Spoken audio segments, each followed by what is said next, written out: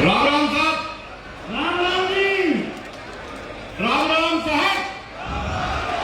एक बार और राम राम साहब। राम राम। देखिए मेरा आप सबसे निवेदन है, मेरी बात सुनिए सबके सब। जो पीछे बैठे कृपया 5 मिनट शांत बैठ जाइए। मैं अपनी बात रखूंगा और चला जाऊंगा। जयपुर से पूरी टीम आई है मुझे आरक्षण संघर्ष समिति की आपके पास। सब सुबह निकल के आए। पूरी सरदारी को और समाज की जाजम पे सब लोग बराबर होते हैं, इसलिए आप सबको नमन। एक बात याद आती है साहब कि मेरी बहादुर कौम, मेरी दिलदार कौम, आपसे तो एक छोटा सा प्रश्न है कि ये बताओ कि शेर कहां रहते हैं? जंगल में? शेर कहां रहते हैं? शेर कहां रहते हैं? तो भाई हम भी तो जंगल में ही रह रहे हैं। बात समझने वाली है। बात यह है साहब कि गुर्जरों की बात अगर मैं करूं, मैं वहां से शुरू करता हूं। यह सर समाज है लेकिन ज्यादातर गुर्जर है, तो मैं वहां से बात आपके साथ शुरू करूंगा और मैं भाषण नहीं दूंगा। घर में सबके साथ बैठ के बात करूंगा। गलत लगे तो हाथ खड़े कर देना। बात तो सच्ची कह के जाऊंगा साहब। बुरी लगे तो कह दीजिए, नहीं तो भगा दीजिए, कोई दिक्कत तो नहीं। गुर्जर कटिहार वंश के समय से आक्रांताओं से लड़ते रहे। हमारी कौम हमेशा देशभक्त कौम रही है। राजस्थान देखो, हरियाणा देखो, जब तिरंगे में लिपट करके गुर्जर आता है तो दिल जल जाता है, दिल जल जाता है। 1857 में प्रथम क्रांति धन सिंह कोतवाल जी का नाम तो सबको पता ही है। फिर 1871 में, भाई लोग कुछ फर्क नहीं पड़ेगा, बैठ जाओ, सबके मौके आएंगे, लेकिन बात तो समझो। हम राजनीति करने नहीं आए साहब, हम आपकी विपदा हल करने आए हैं। 1871 में सीपीए क्रिमिनल ट्रायल एक्ट लगा। जितने भी गुर्जर समाज के लोग थे उनको क्रिमिनल घोषित कर दिया गया। वो सारे के सारे जंगलों में, नदियों के किनारे, जंगलात में जाके रहने लगे।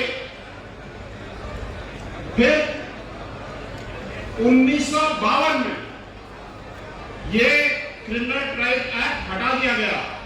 ये मीडिया वालों समझो इस बात को। You have to understand the issue समझने की बहुत जरूरत है। जब ये क्रिमिनल ट्रायल एक्ट हटाया और 1947 में हम आजाद हुए, फिर संविधान बना, फिर जंगलात का विभाग बना, तो जो लोग कमरों में बैठे थे उन्होंने जंगलात घोषित कर दिए। जहां उनके घर थे उनको तो आबादी, और जो गुर्जर गांव जंगलों में जाके रह रहे थे उनको जंगलात घोषित कर दिया। 30% लोगों को तो पता ही नहीं चला कि भैया हम आजाद भी हो गए। और जब ये मैपिंग हो गई फॉरेस्ट की, तो हम तो जंगलों में तब भी रह रहे थे और अब भी रह रहे थे, और ये गांव तो 400 साल से है, तो हम यहां से क्यों जाए? मुझे तो ये कोई समझाए, ये नहीं हो सकता। आपको मैं बताऊं, यहां पर सर बीजेपी पार्टी को कोस रहे। मैं बीजेपी का हूं, आज मैं अपने ख्याल से इकलौता हूं जो यहां पर लड़ लेके खड़ा हूं, क्योंकि समाज के साथ खड़ा होना, सच्चाई रखना बहुत जरूरी है।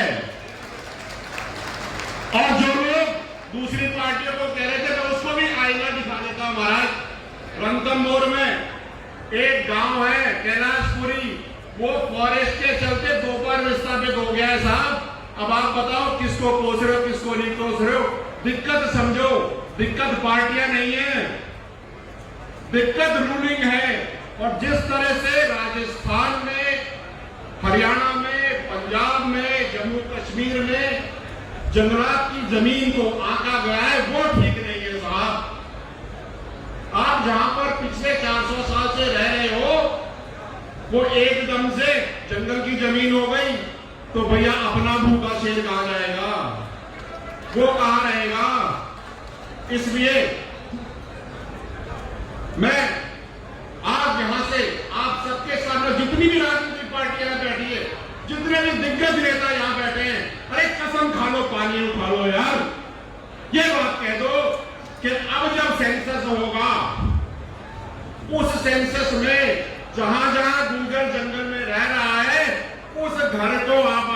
दाखिल करो और जहां जहां वो अपनी काश्तकारी कर रहा है उसको काश्तकारी की जरूरत है।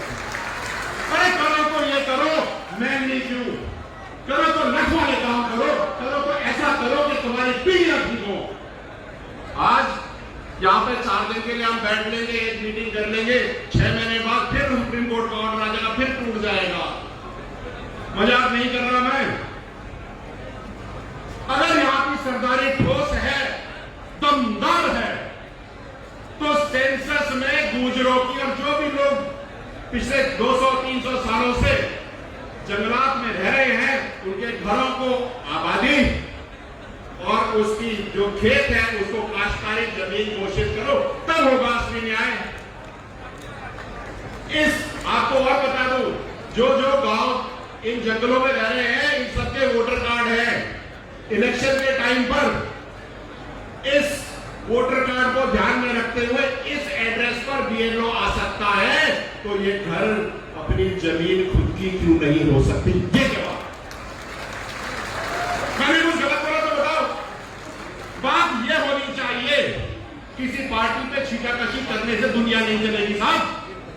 घर बसने चाहिए, बच्चे आगे बढ़ने चाहिए, घर नहीं टूटने चाहिए, ये जरूरी है। आपको मैं बताऊं, आपको मैं ये बता देता हूं कि जम्मू कश्मीर में 2 साल पहले, भाई 1 मिनट यार, मैं सब बात करूंगा साहब, केवल आनंदपुर की नहीं है ये। आप केवल इसको आनंदपुर में रख करके पूरा सिस्टम गड़बड़ा हो जाएगा, प्रॉब्लम तो बड़ी सॉल्व होगी। जम्मू कश्मीर में जब गुजर बकरवाल बर्फ में अपने घर बना के रखते थे लकड़ियों से, तो उस समय ये वन विभाग पड़ती बर्फ में उनके घर तोड़ देता था, वो जाकर के बाहर बैठते थे। राजस्थान में डांग का क्षेत्र है, 75 साल से ना तो वहां बिजली आई है, ना पीने का पानी है, ना सड़क है, ये भी वन विभाग में आता है। आपका पूरा अरावली क्षेत्र यहां से लेकर के राजस्थान तक सबकी स्थिति आती है, आज मेरी है तो बेटा अगला नंबर तेरा। ध्यान रखना चाहूं मैं, आप सबसे निवेदन करना चाहता हूं कि मेरी बात सरकारों तक पहुंचे, आपसे आगे पहुंचे, और पूरी सरकारी से एक बार तीसरी बार निवेदन कर रहा हूं, करो तो सारा ऐसा काम करो कि वापस से ये दिन आ ना जाए, और अगर यहां से काम करे निकल गए तो फिर भैया ये दिन तो हो जाएगा। भाषण मत दो, काम करके जाओ, क्योंकि ये राजनीतिक मंच नहीं है, समाज की पीड़ा का मंच है, इसको ठीक करके जाओ। मैं विजय बैंस का अध्यक्ष गुर्जर आरक्षण संघर्ष समिति दिल्ली एनसीआर की सरकार को वचन देता हूं कि आपने हमारे आंदोलन के समय जो बढ़ चढ़कर मदद करी, हम उसके कर्जदार हैं, और हेला दे देना आधी रात को हम कर्ज सूद समेत मिटा के देंगे। आपका बहुत बहुत धन्यवाद। आपने मेरी बात सुनी, समझी, काम करी। मेरी उम्मीद है पूरी सरदारी से जोगिंदर रवाना की नई पार्टी को करके राजस्थान में आए, सब हमारा भी कल्याण करवा देना। टिकैत साहब है हमारे आदरणीय हैं, सबके सब यही है। आप सबसे निवेदन है, काम वो करो जो लंबा हो, तुम्हारे पोते ठीक रहे। और रही बात आनंदपुर की, तो मुझे बहुत पीड़ा है। जब मैं अभी 1 घंटा लेट आया, गांव गया था, देख करके आया, जब वो 2 बच्चों को धूप में रखा होगा तो क्या पीड़ा गई होगी, और महिलाओं के जब बाल पकड़ के खेचे होंगे तो रुक जाते हैं सबके सब। शर्म आनी चाहिए, शर्म आनी चाहिए। वो आपकी बेटी ही हो सकती थी, इस बात का ध्यान रखिएगा, हो सकती थी, और अगर ये काम नहीं हुए तो होगी, ये भी ध्यान रखिएगा। बहुत बहुत धन्यवाद। राम राम साहब।